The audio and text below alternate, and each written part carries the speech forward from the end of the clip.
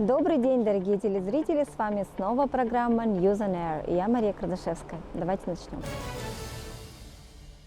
Полезное видео для наших рыбаков распространилось в социальных сетях. Мужчины тестируют аккумуляторный ледо. С учетом того, что при его использовании не надо совершать вращательные движения вручную, как это делают с механическим ледорубом, то устройство оказалось весьма удобным.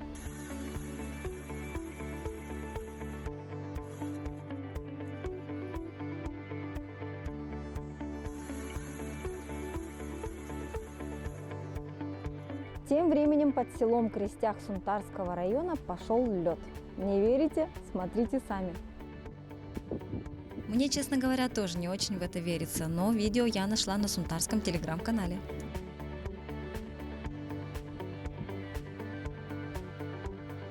Считается, что для настоящих сахан нет ничего вкуснее замороженной жеребятины. Впрочем, любят ее у нас в регионе практически все.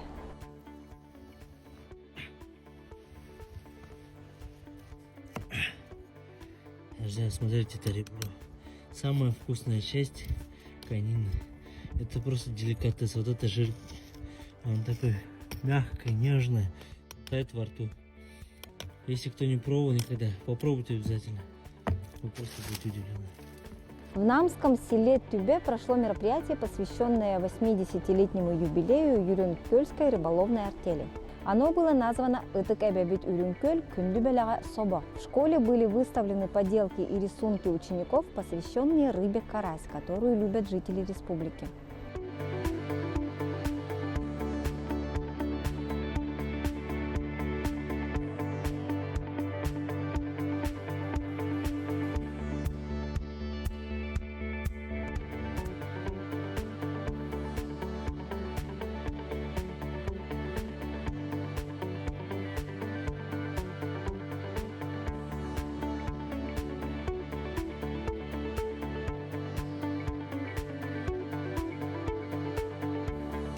А следующее видео было снято где-то у нас в республике, и оно не просто забавное, но очень милое. Давайте посмотрим.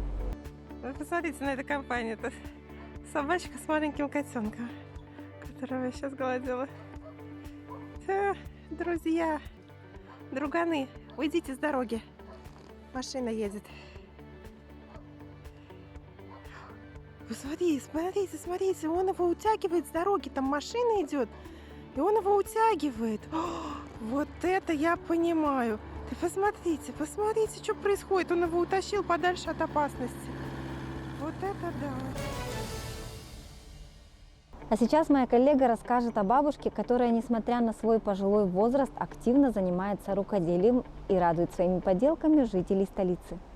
Я вообще профессиональный закройщик по верхней одежде. И когда на пенсию ушла, 20 лет назад уже, и я занялась пошивом для себя, для души, лоскутным шитьем занималась и национальной одеждой. Национальную одежду я узнала в 96-х годах от Светланы Ивановны Петровой, доцента СВФУ Амусова. И я у нее обучалась 5 лет. Я занялась коллекцией одежды семьи Ксенофонтова Гавриила Васильевича, известного в нашем районе этнографа, историка. Это одежда его семьи. То есть вы сделали реплику, да? То есть копию сделали? Да. В то время носили жабо. Жабо, перчатки, шляпки носили. Но сейчас вы в этом не ходите? Это у вас просто как коллекция? Я хожу. Ходите вы сами так? Так, здесь по Покровску? На эсэхе хожу. На эсэх ходите, носите вот эти вот красивые. Наверное, самая красивая на эсэхе, наверное. Да. Не просто якутская, можно сказать, да? У них совсем особенное все. Потому что тут оно как двухъярусное. То есть здесь один уровень и другой уровень. То есть это не совсем такой типичный холодай, да? Тут несколько ярусов, да? Мы знаем, что Вы знамениты своими шляпками, дорогие друзья. Да. Обратите внимание, такого мастера в республике, мне кажется, будет очень сложно найти, да? Да.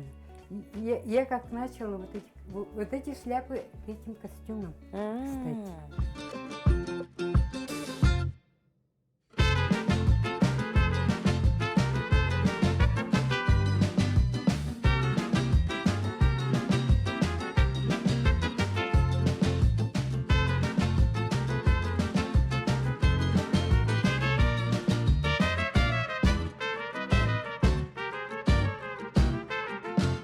Как же создаются те самые шляпки?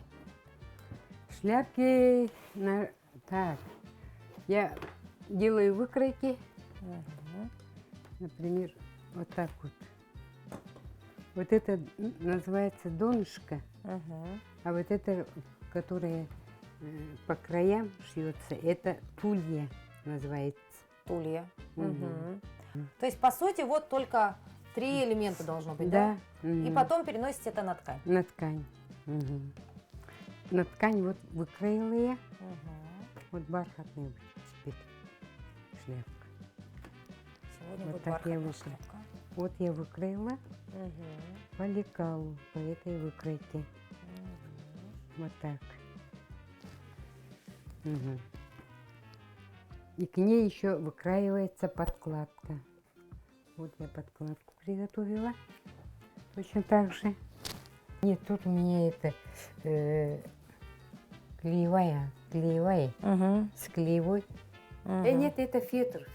Фетр. Фетр и сверху вот это вот прозрачная гипюровая ткань. Мгм. Так, вот здесь на края, как чем вот это, ободок, да, или что? Да, лента. Лента. Корсажная лента шьется. Да. Да. Запоминаем, дорогие друзья. Корсажная Ну а затем лента называется. делаем подклад. Мгм. Подклад выкраивается по косой, не по прямой, вот как на выкройке, а по косой. Она растягивается. Мгм. Собирается здесь в центре, да? Ага. Косая ткань. Вот на макушке вот так собираем. А помимо шитья у вас есть еще какие-то увлечения? Помимо шитья я могу рисовать маслом, лепить глиной. Ой, то есть талантливый человек, талантлив во всем, да? Все умеете, все время учились чему-то новому. Да. А сейчас есть какая-то мечта, может, что-то еще новое узнать, познать? Сейчас, да? Да. Ну, что я еще не умею? Что вы еще хотели сделать? Научиться? Машину водить не умею. Машину хотите научиться водить? А почему бы и нет, да? Да. Я национальную одежду очень люблю. Я пропагандирую поэтому.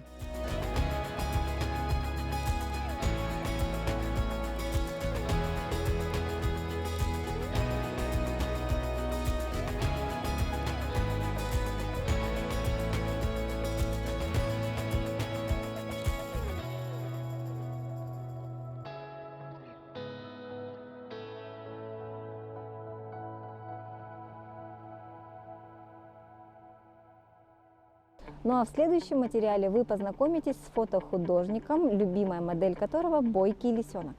В свое время вблизи карьера Гранитной предприниматель Владимир Гончаров вырыл озеро. Туда стали прилетать стаи чаек, что не мог оставить без внимания нерюнгринский фотохудожник. Я начал снимать перелет огромной стаи сизых чаек. Ну, сизых чаек, потом серебристые чайки, крачки на это озеро. Вот я эту историю началась вот так. Потом я стал замечать, что лисы бегают.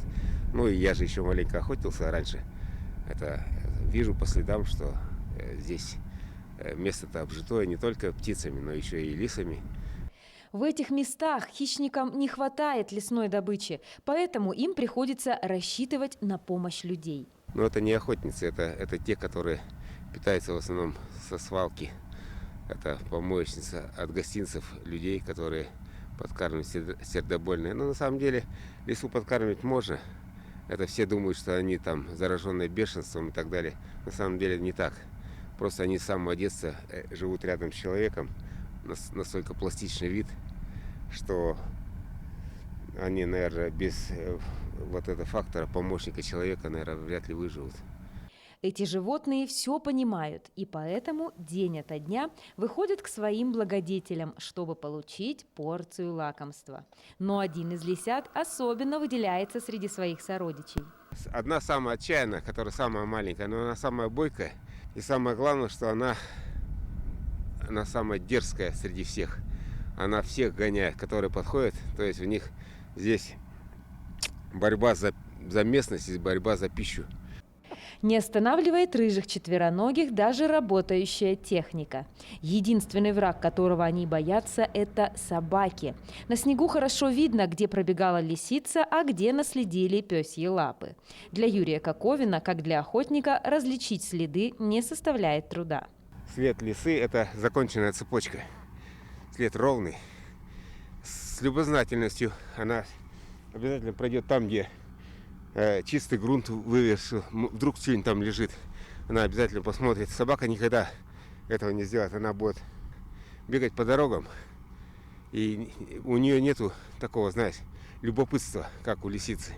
Лиса все это, лиса замечает все изменения в природе. По следам вообще это целая лесная книга, ее прочитать большое удовольствие. Юрий Николаевич удивляется тому, что рядом с техническим предприятием столько жизни, и приходит сюда, чтобы вновь на фотосессии встретиться со своими смелыми моделями. Ирина Лазаренко, Захар Головин, Нерюнгри. И на этом у нас пока все. Спасибо, что были с нами. Больше новостей вы можете узнать на нашем телеграм-канале, ссылку на который видите на своих экранах. С вами была Мария Кардашевская. Увидимся в эфире.